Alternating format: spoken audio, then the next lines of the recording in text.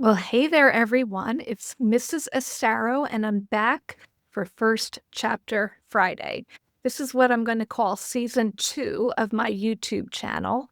And this year, I'm looking to bring you books that my sixth graders loved, that they would grab off the shelves, they would get great reviews. So that is going to be my theme for the year. Last year, I really tried to go very seasonally with my books. So I was doing, Halloween in October and women's history in March and Christmas and Hanukkah books and books that were good for Black History Month. And those are obviously still available on my YouTube channel, and I hope that you'll check them out. But this year, like I said, my theme is just going to be books that my kids loved. And I'm very excited to bring this one to you. And it is called Because of Mr. Terupt by Rob Buyea. And it is actually book one. It's part of a small series, and it's one that my kids devoured. Before we get started, I'd like to make sure that you have your First Chapter Friday sheet. It is free. I'll be sure to link it in the show notes.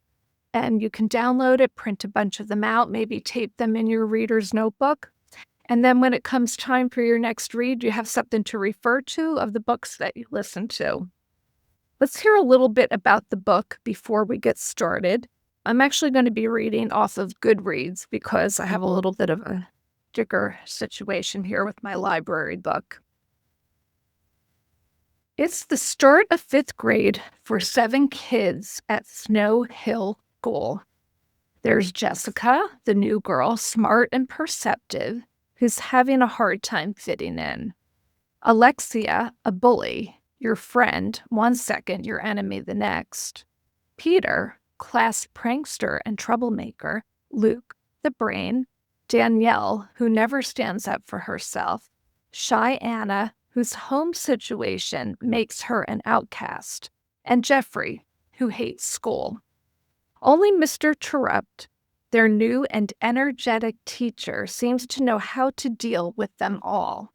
He makes the classroom a fun place, even if he doesn't let them get away with much.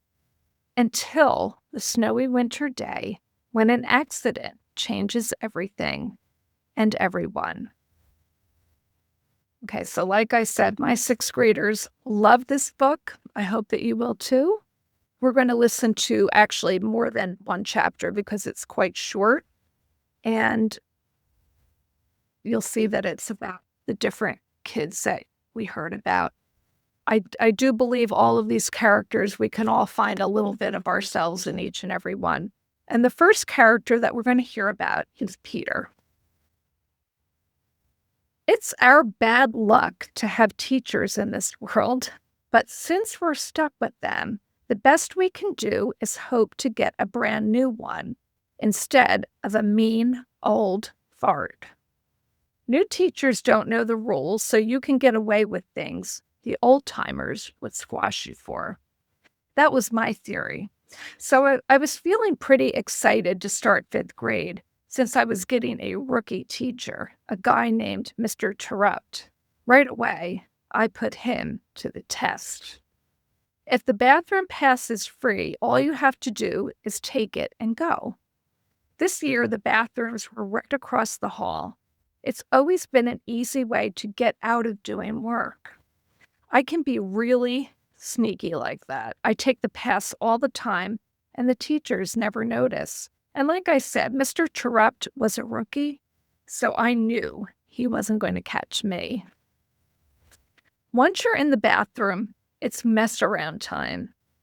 All the other teachers on our floor were women, so you didn't have to worry about them barging in on you. Grab the bars to the stalls and swing. Try to touch your feet to the ceiling. Swing hard. If someone's in the stall, it's really funny to swing and kick his door in, especially if he's a younger kid. If you scare him bad enough, he might pee on himself a little. That's funny. Or if your buddy's using urinal, you can push him from behind and flush it at the same time. Then he might get a little wet. That's pretty funny too. Some kids like to plug the toilets with big wads of toilet paper, but I don't suggest you trying to do that. You can get in big trouble. My older brother told me his friend got caught and he had to scrub the toilets with a toothbrush. He said the principal made him brush his teeth with that toothbrush afterward, too. Mrs. Williams is pretty tough, but I don't think she'd give out that kind of punishment. I don't want to find out either. When I came back into the classroom after my fourth or fifth trip, Mr. Terupt looked at me and said, "Boy, Peter, I'm going to have to call you Mr. Peabody, or better yet, Peter the Peer. You do more peeing than a dog walking by a mile of fire hydrants." Everybody laughed. I was wrong. He had noticed. I sat down. Then Mr. Terupt came over and whispered in my ear, "My grandpa used to tell me to tie a knot in it." I didn't know what to do. My eyes got real big when he said that.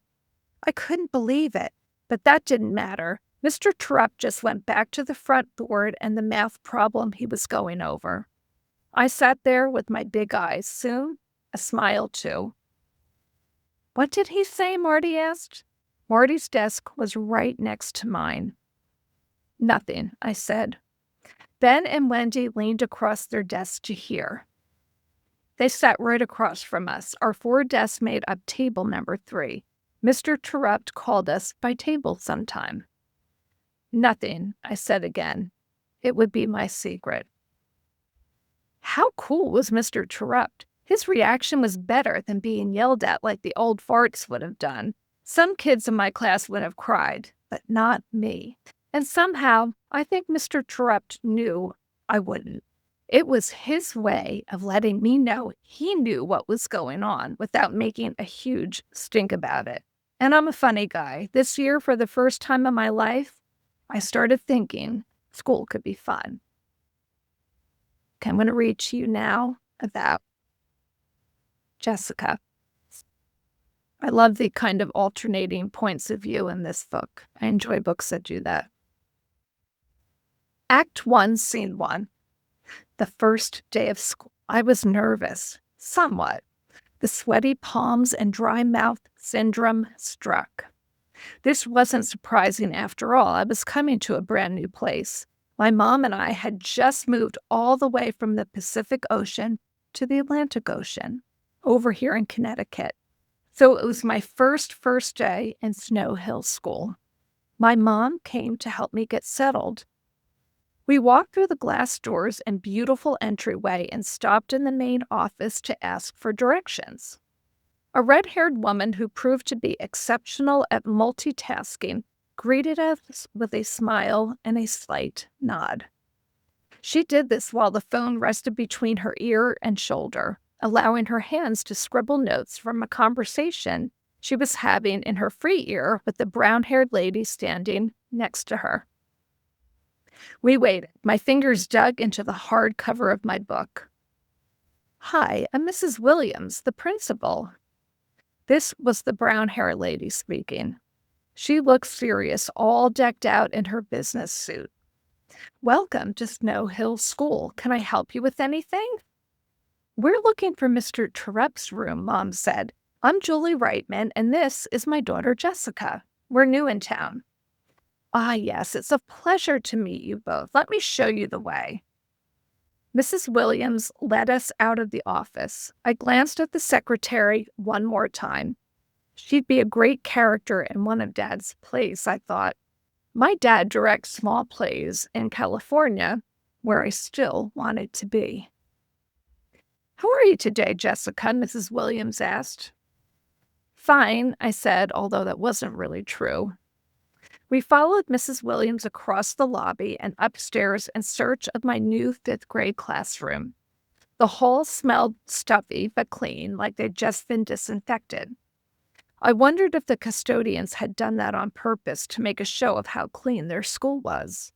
I followed Mom down the blue speckled carpet and past the rows of red lockers, where some of the kids were already uploading new supplies. I could feel all their eyes studying the new girl in town. After the stairs came the whispers. My face burned.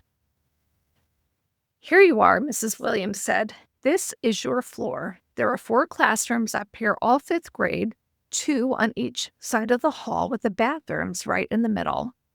Mrs. Williams pointed as she spoke. "That's your classroom," she pointed again. "Room 202. Have a good first day." "Thank you," Mom said. I just nodded. Act 1, Scene 2. We walked into the classroom. The teacher looked up from his desk and smiled at us.